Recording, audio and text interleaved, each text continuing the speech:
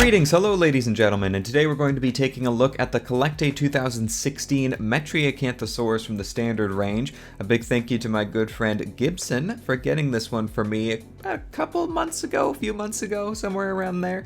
So anyway, let's jump into the review. This is going to be a quick one as this is a pretty small figure, but Metriacanthosaurus, first of all, is an interesting species. It's pretty widespread because it's surprisingly prominent in the Jurassic franchise and the surrounding media outside of the films, which I think is pretty cool. But we actually don't know much about what this dinosaur actually looked like. It's only known from a few bones, and originally it was thought to be a species of Megalosaurus, but then it was later assigned to be a species of Altaspinax, and then someone looked at it and was like, hey, these bones are actually quite different from Altaspinax's material that we have, so they assigned it to a new species, and that being Metriacanthosaurus, which means moderately spined lizard. So a lot of the visual appearance of this Metriacanthosaurus model is based off of the visual appearance of other closely related theropods. But anyway, let's jump in and take a closer look at this one. First of all, this is a very small figure, but it is detailed quite nicely. There are some nice little scales in there.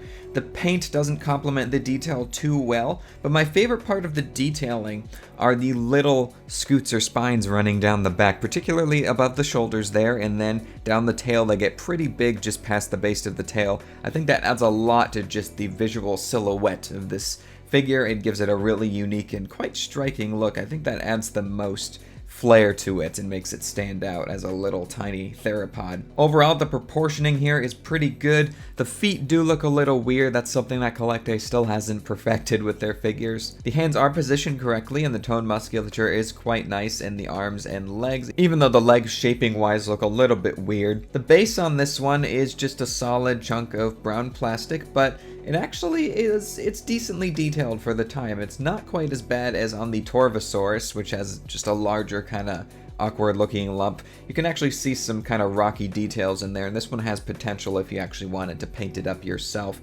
On the underside, it just has the information on the model, and it's hollowed out a little bit to save plastic, which is a good thing, of course. Moving into the head sculpt here, the head sculpt is obviously influenced off of some other closely related theropods, particularly one that comes to mind that's pretty closely related to Metriacanthosaurus is Signraptor, and I can definitely see some influence with the shaping of the skull there. Unfortunately, this head is shrink wrapped. It's not the worst shrink wrapping I've seen in the world, but it is prominent, which is unfortunate. I do really like the way they brought in that tan color going around the eyes, and the eyes are done in the glossy black color, which I really like. That's something I like that CollectA does. And the muzzle has a little bit of black paint on it in a nice gradient, just a little spritz of it to give it a little bit of differentiation from the rest of the colors in the body, which is nice. The teeth are okay for the scale. The inside of the mouth is okay for the scale. Not too glossy on the fleshy pink color in there, but it works. And the colors on the rest of the body, it's just gray. You have a sandy underbelly, and then you've got some dark gray spots and some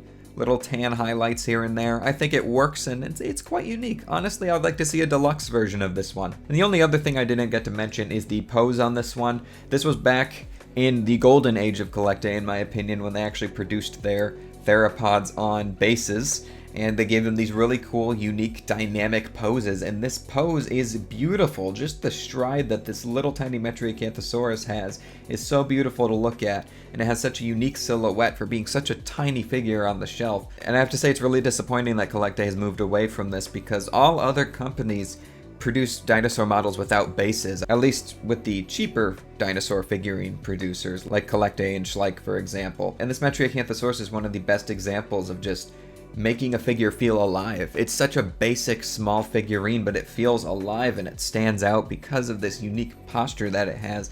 And it's just a shame that they're not delivering that anymore. I hope they return to it in the future, at least do half and half or something like that. But anyway, I think that covers my thoughts on this CollectA Metriacanthosaurus. Overall, I'd say get this one. It's super cheap.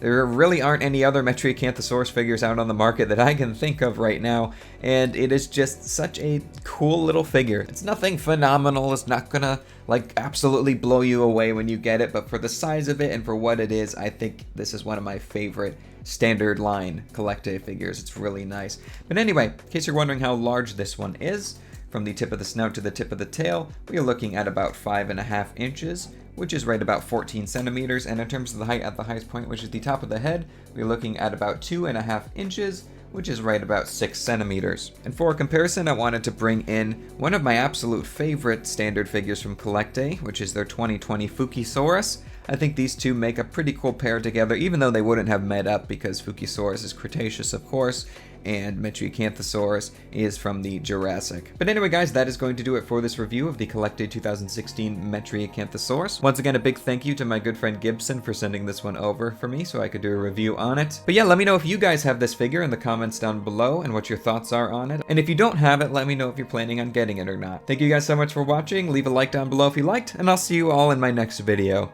So take care, and bye-bye.